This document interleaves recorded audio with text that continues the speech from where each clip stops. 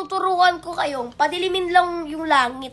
Sobrang dilim na wala kayong makikita kahit isang bagay. Unless, pag meron kayong night vision. So guys, ito na yung ito na yung first video of Minecraft randomness tutorials but in Tagalog. So, guys, mag-TP na tayo kung saan dapat tayo bibisitahin na nag-aantay para sa atin. Dito na tayo kung saan kung saan dapat tayo sa Pale Garden.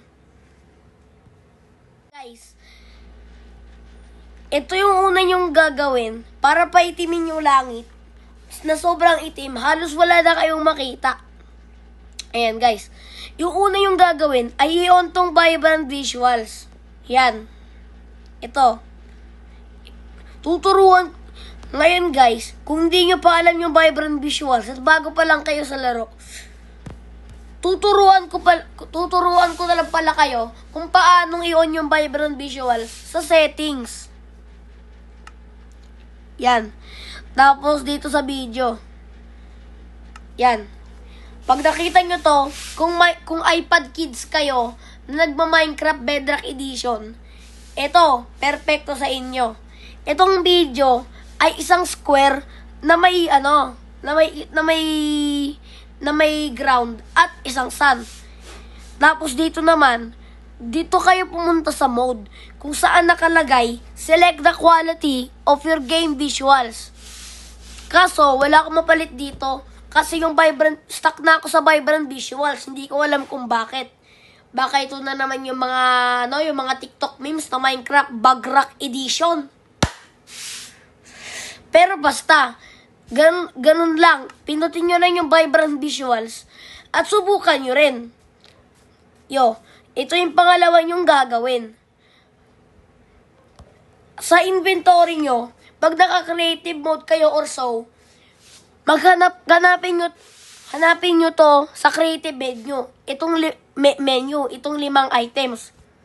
Bedrock, Soul Sand, Wither Skeleton Skull, Suspicious 2, at Potion of Night Vision.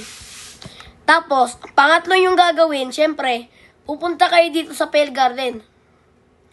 Madilim na guys, di ba? Ang una yung gagawin ay mag-dig straight down.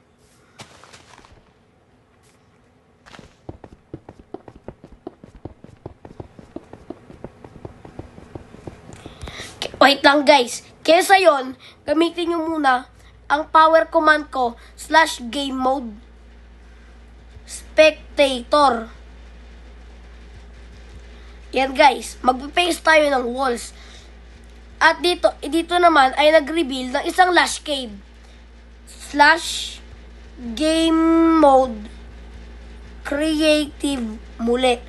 Ayan guys. Dito naman, kung saan maraming mobs, may creeper pa, ay isamon nyo naman ang wither. Pero wait lang guys. O yung una nyo namang, yung gagawin nyo dapat una, ay gumawa muna kayo ng bedrock box.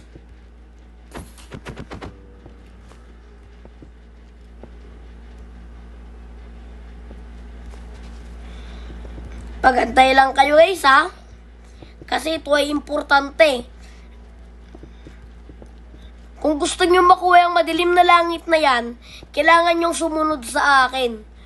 Kasi, ako yung may nakakaalam dito. Kasi iba meron pa silang mga alam kaysa sa akin eh. Kasi mga 9 years old pa ako guys, ganon.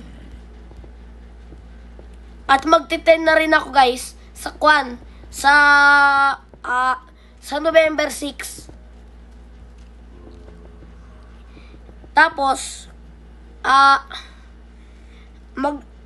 magano kayo dito, magsira kayo ng blocks, tapos i-extend para gumana. Isang boom para dyan. Tapos, sirain mo to, soul sand, yan. Tapos, dito, boom, boom, tapos, bing, bing, bing, yan. bago mag-increase yung elba ng Wither, kailangan natin siya pasukin. Dali.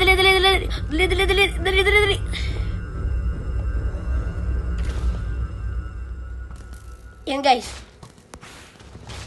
Slash game mode spectator muli.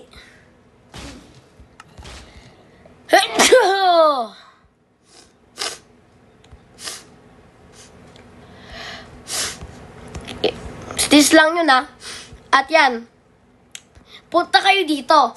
Gumagana lang to sa Bedrock. Kaya ita-type in yourself nyo lang to sa Java Edition. Kasi, pinutin mo tong slash sa gitna ng keyboard at ng gear. Tapos, yan. Pinutin mo ang time. Tapos, scroll ka. Pinutin mo ang midnight. Boom! Pagkatapos yan, sinisipon kasi ako guys. Pinutin nyo ulit tong slash at sa weather. Pagkatapos, rain. Boom! Oh yeah! Ayan na guys. Siguro akala nyo na hindi to gagana. Kaya mag-creative na lang tayo. Slash game mode. Creative.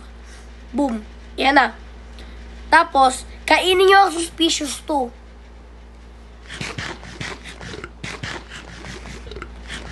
Tingnan natin guys sa night vision. Wow! Wala pa rin makita. Grabe. And na guys, oh. Kain na tayo suspicious 2. At yun ang paraan kung paano padilimin ang paligid mo. Pati ang langit. So, TP na tayo pabalik sa home. So, meron ba kayo na pag-aralan tungkol sa Minecraft Bedrock Edition? So, kapag meron, leave in the comments down below. But for now, like and subscribe to my channel, hit the notification bell, and leave a heart in the comments. Just so kasi meron tayong road sa 1,000 subscribers. So yun lang guys, subscribe. Maraming salamat sa panonood. At syempre, goodbye!